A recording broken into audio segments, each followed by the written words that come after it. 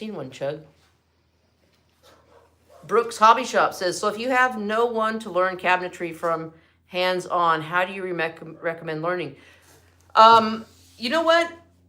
Watch the videos. Watch videos. Okay, so most of my time I've been building face frame cabinetry, but over the past couple of years I've been doing a lot of more European style cabinetry. And even though I was taught that this is the way we build this style, this is the way we build that style at a cabinet shop that I worked for, I was already building things on my own.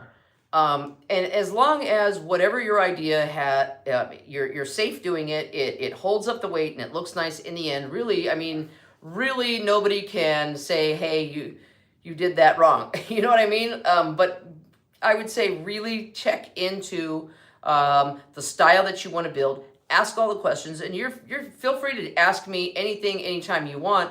You can comment, message, go to the link tree in my bio, email me. I help people with their projects all the time. And people reach out and ask questions all the time. So it can actually be a really great resource on helping you learn that kind of stuff, because all the problems that you're going to ever encounter, I've already been through them. So if I can give you a hand with that, just let me know. Miles says, I do frameless, 3/4 inch. Matthew's asking, Euro style being flush mount doors, drawers, question mark? Okay, and Miles says he does frameless, 3/4. And Matthew says Euro style being flush mount doors, drawers. Euro style is, yes, it's kind of that. It just means that there's 1/8 of an inch between all your doors and your drawer fronts.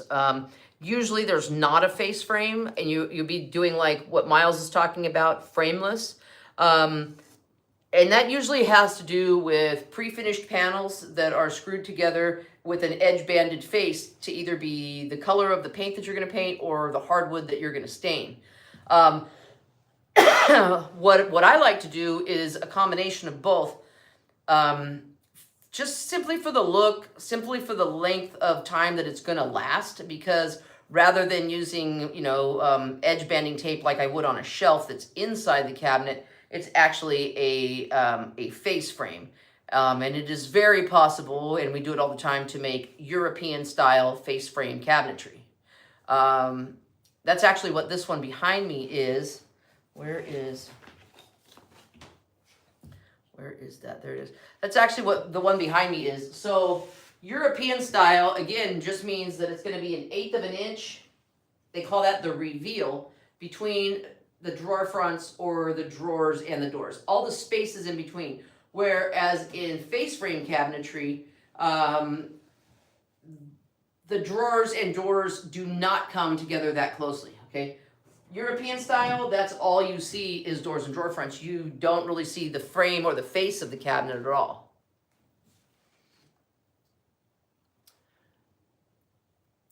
Slade, you call it the taint. Don't you call everything the taint, Slade?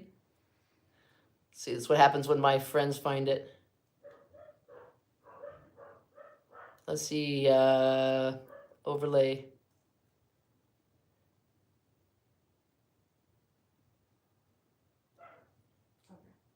Okay, KTM girl, hey, friend, my Canadian friend.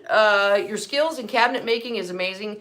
It's becoming a lost art. You're so knowledgeable. It is becoming a lost art. That's exactly why I'm over here, right? I'm doing this so that when I get older, you guys, I can still afford, and there will be somebody out there that I can call to help me do something, because people don't know how to do shit. Nothing. Nothing. User 2020 is in the chat and says your skill is so impressive. Patrick's Thank you. Thank you very much. And says, sorry I'm late. Patrick, there you are. Wonder where you were. Bill says, I like to flush end panels out to the door and drawer so it looks inset. Yeah, end panels are good to do like that. I do the same thing. From the face of the cabinet, I'll set them out usually between 7/8 and 1 inch, just to account for that little bumper. So when the bumper goes on, everything looks nice and flat. You know what I'm saying? Just Shane says, have you ever heard of plain wellness? I have not. KTM 350 girl says, love you buddies. Good to see you. Good to see you as well. We always love it when you stop by. Matthew says, I have French cleat mounted cabinets in my garage so I can reorganize every so often. It's amazing. Yeah, French cleats work out well for mounting cabinets. You know, I personally, I don't use it, but I mean, hey, they work great. I know there's a little bit more to it, especially if you're going to put end panels and it sticks off the wall just a little bit more than normal, unless you are losing a little bit of space internally. But it works excellent. Miles says Euro cabinets are very popular nowadays. You know what, Miles? I was so blown away at the fact that when I started out building cabinetry, we were building face frame cabinetry, and we would do like, you know, up to an 8-foot run was all one cabinet. And back in the day, this cabinet shop was using melamine, so that was heavy, right? But it's so much stronger individually than a European cabinet. Not that a European cabinet is weak, but if one is stronger, it's always going to be the face frame cabinet. But the thing that blew my mind was we were just using pre-finished panels and edge banding with just PVC tape. And by the time you put all of these cabinets together to form these cabinet runs, you're talking about paying 2 to 3 times as more money for something that to me is way cheesier. You know what I mean? Like, that's why with my builds, like I said, even though this one's like a European style, self-trimming, built-in kind of cabinet, I'm not using edge tape on the face frames or the faces of the cabinets. I'm building face frames, and it's very possible to do face frame Euro. Let's see. Let's see. False doors, 1/8-inch bumper. Yeah, Miles, I would do that too. Oh, what happened? Just Shane says, it's a woodworking group to promote mental health. You would be a great presenter, teacher for them. Well, that's nice. Really? I never heard of that. I'm going to have to check that out. Yeah, email us and some information. Yeah, that would be awesome to check out. You know, I'm kind of like protective. You know what I'm saying? Like, I would totally do it. Colorado Native Landscapes. How you doing? Howsy, sisters, they say. Howdy. Just Shane says, oh, you already said what he said. Okay, I would love to check that out. Patrick says, I'm actually in my shop working on some wooden signs. This one is for you and listening to you. Patrick, you got to fill me in on this sign. I saw the sign. Guilty is saying it's a great organization. I donate to their auctions. Really? I've never heard of it, Gil. Yeah, no. This is new information. That's why I love this chat. Yeah, it's an awesome chat. And it's so great. Super oh, TikTok thinks I'm not real again. They were like, they think I'm AI because I have this information. Bounds of information. That nobody else has. So. Let's see. Baha Bobby says, we kept our built-in cabinets put inside hinges on lip doors. Difficult. Yeah, I bet. Those old 3/8 style lip doors, usually we just replace them. You know, I mean, you could glue in something around the lip, but, you know. Bill says, I never have good luck with edge banding. I stopped using and just do hardwood edge. Yeah, you know, I bought this little edge bander that I have. It only cost a couple $100. And it is absolutely fabulous, and it's a lot better than the old school ironing it on. I'll show it to you another time, because I have to change my whole setup to get to it. But Gil, you sold me my bowling pin mallet, says Just Shane. Yeah, you guys check out Guilty Gifts. He's on here in the chat. He makes some awesome stuff. And he has kids that he's teaching to also make things. So that's awesome. Yeah. User 358 and a bunch of other numbers says, wow, 2Girls1Cutt. That's crazy. Oh, yeah, we be crazy. Super. What brand? Bill says, dang, what brand is the edge bander? It's called Reliant. Reliant Edge Banding System. If you can remind me, I'll send you pictures of it. I bought it off of TikTok. Let's see. Eric says, any info on building a vent hood cover? Eric, you're in luck because I just built a hood vent cover, and well, I built it a few weeks ago at least, but they finally just painted it. So I'm going to edit the video and I'll share that with you. Let's see. Susie Q. I'm terrible. My measurements are the 2 little lines after the 1/2 inch. That's okay, Susie, because check it out. You're halfway there. So if you're at the 1/2 inch and you had 2 little lines, okay, so 1/2 inch, there's a 9/16, okay, because it's an odd number, that's its name. But when you get to the 10/16, it's actually 5/8. So you are describing 5/8. That's excellent. Let's see here. User 358 and a bunch of numbers says, surely you're familiar with the original 2 Girls video. Vidya. Been years. The original 2 Girls 1 video was an actual 2 Girls 1 Cup video, right? And so here we're 2 Girls 1 Cut. What was that? Can I pay anybody's rent? Yeah, you can pay my rent. If we're gonna have any bots in the chat, don't give us false hope, okay? Where? Or am I just getting it late? Yeah. Let's see. Artistic Window Tinting says, what's your more common jobs for customers and most common personal projects? Artistic, so lately my only personal projects have been remodeling my house. My usual projects for customers, however, is new kitchens. I also build absolutely everything. So like I just built a trophy case for the Pismo Beach Fire Department, PD. And then this project is kind of cool because it's going to be a built-in and it's going to look like nothing but drawers going all the way up. Okay, but only up to the first 5 feet is there going to be drawers. Then these drawer fronts at the top I'm going to make them so that they open like a door. But you're only going to look at it and think that it's all drawers. Specialty things like that, or like the mantle and alcove cabinets that I just built and made a video on. Basically anything out of wood. I've done tables, I've done wood tops, I've done kitchens, bars, beer cellars, just absolutely anything made out of wood. And I'm getting my I'll be getting my general building license soon too, so I'll be doing bigger projects, because right now I'm licensed in what I do, which is cabinetry and finish work and millwork. So that's doors, cabinetry, any finish work that you see, like siding a house,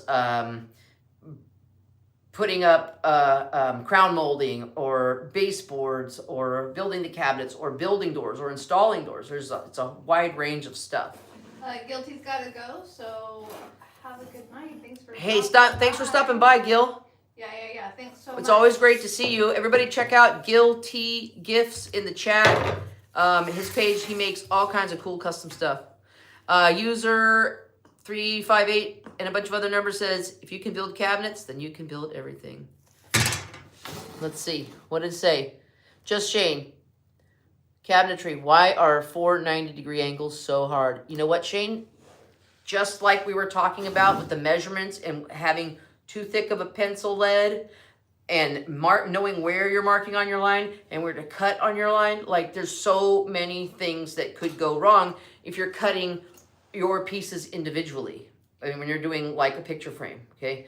A lot of times what you can do is get a piece that is wide enough for all of the parts to your picture frame, miter one edge, miter the other edge, and then take it around and cut it into the strips that you need. Jerk Noise in the chat and says, tips for making arched header maple. Need 4 sections for built-ins, all the same. Arched? Making arched? Where's that at? Jerk Noise. Where are you at, Jerk? Where's this jerk at? I don't know where it's at. It looks like Junior. For making attached header. Need Arched. 4 sections. You need to put on your glasses. Making That's arched the second header. time. You Need 4 sections for built-ins. Arch header. We're talking about the very top piece, because header means a few other different things. You're talking about the very top of it for a built-in? So if you're going to make an arch, if it's going to be paint grade, you could glue the pieces that you need together, like this way and like this way, and then fill in wherever else you need. But for a real accurate what you should do there, email me a picture of what you have and then a picture of your idea, and I can tell you what I would do if I was in your situation. Artistic Windows here and says, have you done sheds 10 by 12? I'm hoping to get to that myself. I've done a shed. Well, it was actually a pump house, but yeah, those are pretty easy because you can just skeleton them out. If there's not going to be any thing hanging from the walls, like, you know, lumber racks or something, if it's just a place for storage, nobody's going to live there, you can really get away with using 2x2s or even 2x4s just to frame it, make your roof, or I should say your ridge line for your roof, and sheet it. I mean, they're so easy to make. Sheds are super easy. You know, when you go from a shed to an actual dwelling, that's a whole other ball of wax there. Nico says a cabinetry shop is how I got into woodworking. So much harder than I thought it was going to be. A cabinetry shop. That's exactly how I got into cabinetry, but I already was woodworking as a kid. People ask me all the time, "Oh, did your dad teach you?" I was like, "No, my dad didn't do that. He didn't build things like that. I built things like that, but he did have a couple tools laying around. He had a skill saw. I never saw him use it, but he had a Black & Decker skill saw, and he had a plug-in drill.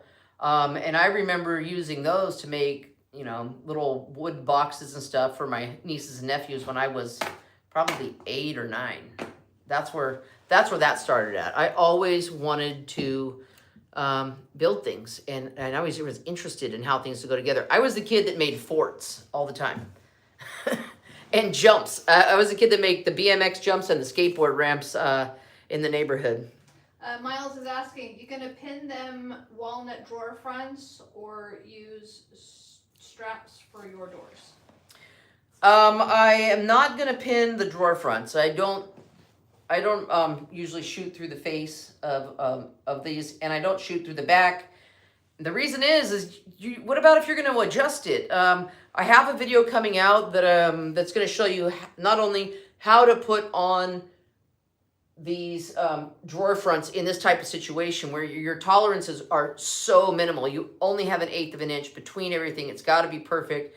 And I'm going to show you not only how to mount them, but what you should use to mount them, because if you get the adjuster screws, and in combination with that, if you use the hardware for the Blue Motion tandem undermount slides that has the side and up and down adjustment, it's going to make your life so much easier if you're trying to do anything like this. And it's just a difference in clips, and they cost like $1 more than the regular ones.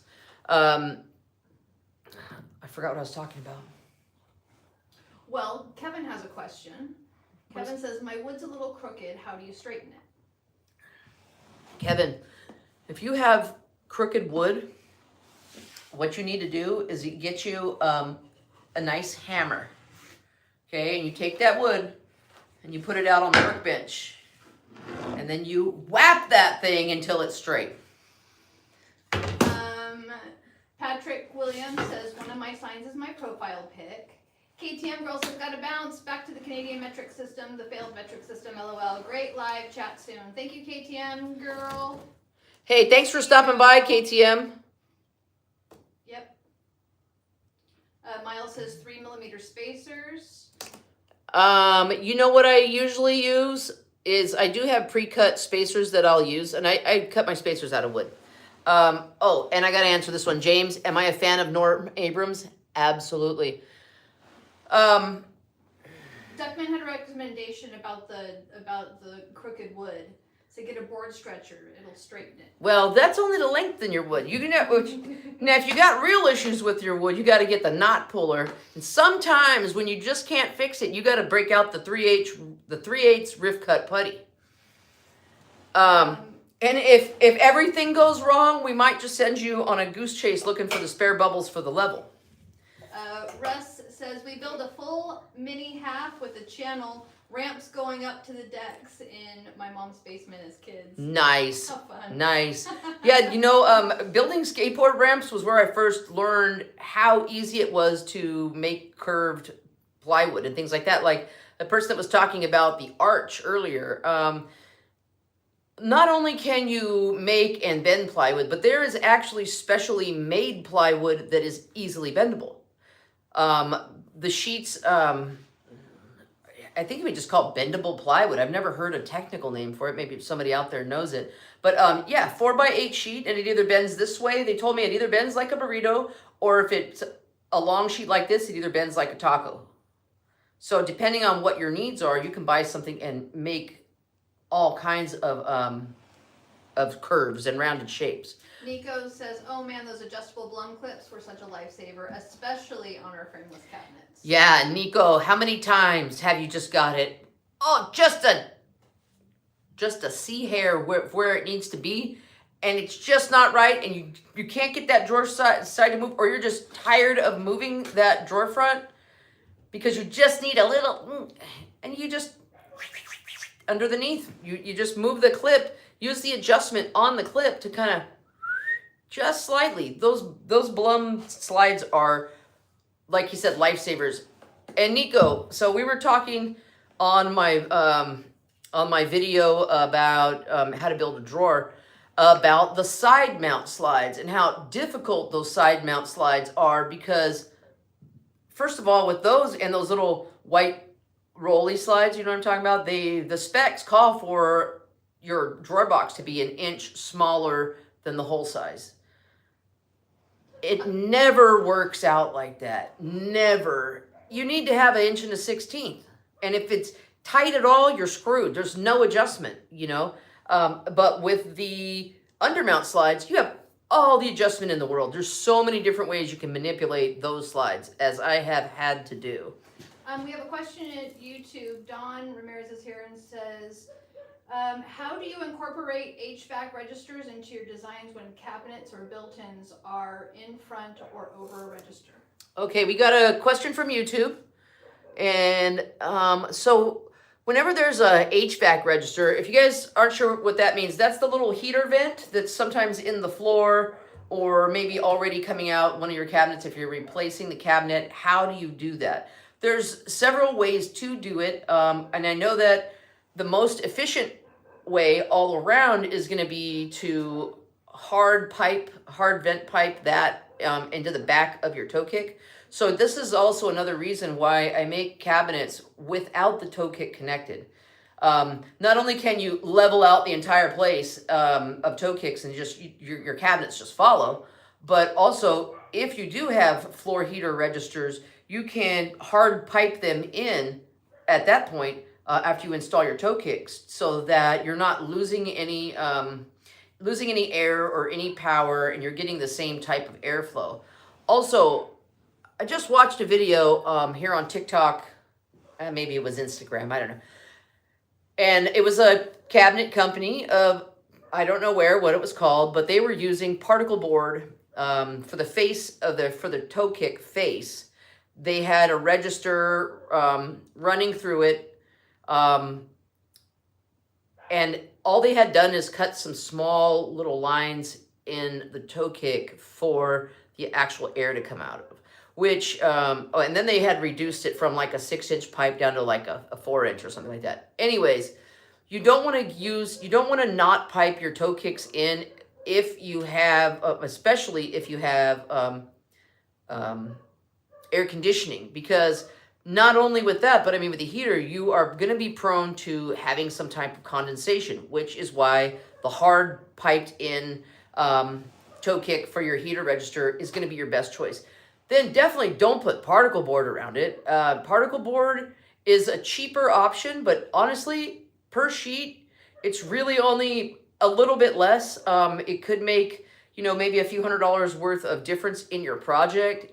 I would always go for the plywood option rather than the particle board option, just because if it moisture touches it, particle board and MDF are ruined where plywood is not. 2 things. Patrick says, I'm sorry I need to call it a night. Have deployment tomorrow. Always a pleasure. Oh, Patrick, good luck in your deployment. Thank you for your service, and thank you for being here. Make sure you let us know when you're back, okay? Yep, stay safe. Safe travels, my friend. But then Patrick says, okay, now I'm really going. Pulled me back in with slides, lol. The slides will get you every time. Yeah, Blum is, like Miles is saying, Blum is the best. It's not just opinion, because when everything was locked down with COVID, they were rationing out slides. I swear, they were rationing out slides. They would say, how many boxes do you need? And these bigger places would be like, we need like 50 boxes. And they would give them 5 or 10. I mean, we really had to scrimp and find and source and pull in favors and do all the things we could just to get those. But those undermount slides, I see you what in the wood shop saying you've never used them and you don't know how to install them. So intimidating, but it's so much easier than trying to get those side mount ones. Plus, a lot of them aren't soft close, those side mount ones, right? And you can see the hardware, you know what I mean? Especially if you are in a wood shop, guess what? You pull out your drawer when it has those side mount slides, guess what's revealed? All of the ball bearings. What's in your shop? Probably sawdust. Eventually, those are gonna get gunked up and get nasty. If you don't blow them out all the time, they can. And they can just be really problematic. Yeah, they cost a little bit more. It's usually about $30 to $40, depending on where you're buying them, or if you get a contractor discount or you don't. But for the setup to do one drawer, and that's just the hardware. Nico said the side mount slides keep me up at night. Oh, I know. And the side mount slides, the best thing to do is make the drawer a bit smaller than it's called for. Because if you have it tight, what are you going to do? Make a new drawer box or shave off the edge of that drawer box? Because you can't push your slides out anymore, especially if they are side mounted. But if you give yourself a little bit of a bigger space, you can always shim behind them to where it's perfect, so it slides in and out. One thing I keep in my shop, oh, here's a piece of it. One thing I keep in my shop at all times is pieces of Formica. This actually was off a bigger sheet, and I cut it on my table saw, but these pieces of Formica are so paper thin, right? But they make absolute perfect shims for things just like that. Express Turtles in the chat and says, LOL, the name, love it.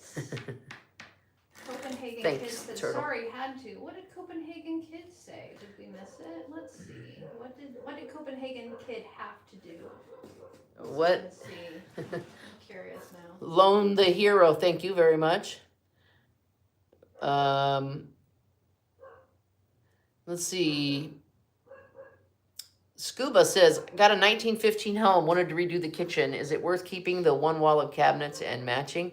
Scuba, so you may or may not be able to get a match for that. Things that were door styles that were popular, like even in the 80s, are gone now. There's a few places that you can look. You can look at Decorative Specialties to see if they have your door style, decorativespecialties.com. Or maybe you have a local cabinet maker that might be an older guy that may still have cutters for, depending on what you have. I don't know what you have, but I'm just saying that's something that I find a lot with older homes, is that everything that used to be made to match that style is gone. Shaylin's in the chat and says, have you done a video teaching angles? Shaylin, somewhat. I have done some angle teaching, but my favorite thing to do, when you go back onto my profile page here on TikTok, one of the very first videos is how to make a frame from, or actually how to put the X crosses inside of a frame without having to find any angles or measure. That's a lot easier. Doing it that way is so much easier than just trying to calculate it, especially if you're not really good at math. 90-degree angles, 45s, 22.5s, 180, 360, those are all easy. But when it gets into different angles, or maybe more acute angles, it can get a little bit tricky. So that's something that we will definitely spend a lot more time on coming up. Nico says, first time dropping in a live, long time follower. Hope to be back soon and to yap more about cabinets. Thanks for stopping by, Nico. Stopping by. Yeah, we appreciate you stopping by. And always obviously love to talk about cabinets or actually anything. I mean, I could probably go all night. So, for people that are new, who are you?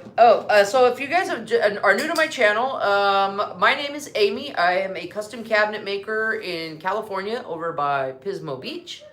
I have been doing custom cabinetry since 1998, and now I am a licensed contractor in the state of California, and I work for myself.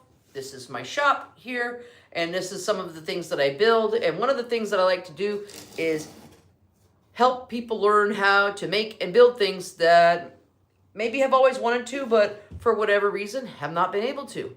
A lot of the ladies that are older than me have told me that they weren't allowed to do wood shop or to be out in Grandpa's garage or anything like that. And you know, I'm here to try to make that a thing of the past, just like Grandpa's dentures. So, are you here often? So we do this. Come here up. Now we do this live class type discussion because it's partially teaching and it's partially us talking about things and answering your questions. We do this every Tuesday night at 6 p.m. Pacific time, and it's sometimes on various subjects. Sometimes it'll be about absolutely nothing, and maybe I'll just be building something and taking questions, things like that. But there's so many things that we have been talking about and working on. My last video I put out was about how to build professional style cabinet drawers or furniture drawers that accommodate the soft close hardware.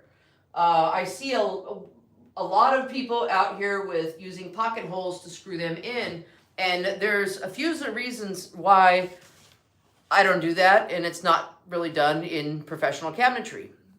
Reason one is the thickness of the material that you would need to use to make that a really structurally sound drawer would be like a 3/4 inch drawer. And even then, you're only getting a screw to sink into that drawer side at max 5/8 of an inch into a soft core plywood. It is made as just to be a temporary clamp, however, for your glue to dry. But if you're using pre-finished panels to make your drawer parts, then most of the glues, if you're a woodworker and you've done this for a long time, you will know that most of those glues don't work. Doesn't matter if it's made for it. Even the melamine glues, you can hear them creaking. They move. So there's that, and there's the fact that you have to buy special hardware if you are using 3/4 material, unless you're using those side slides, okay? Those side slides, they are an upgrade from the little white rolly ball ones, but you can just stop with those if you like and use these that have not only a covered piston, a fully covered piston so that dirt and gunk doesn't get into it and destroy the workings of it, but also it has that little soft close on it. It's really nice. It really is really nice. Eric says pocket holes are for YouTubers. Pocket holes are for YouTubers. And I've been to plenty of professional shops, and I've only seen one actually that was using pocket holes to screw their cabinet bodies to the face frame. And while, of course, that's something you could do, there's actually nothing wrong with that, but that's one more step, well, two more steps, right? And that's also more material in another machine that you need. If you don't have a pocket machine, you don't have to have a pocket machine. You can make pocket holes without a pocket machine. All it takes is a paddle bit. But yeah, you're really not going to see a lot of that in the professional cabinetry world. And not to say that that's a horrible thing. You do what's good for you. But just when you step up into the more professional style stuff and things that you're going to be charging money for, you want to have it as more professionally built as you can, and that just adds a little something.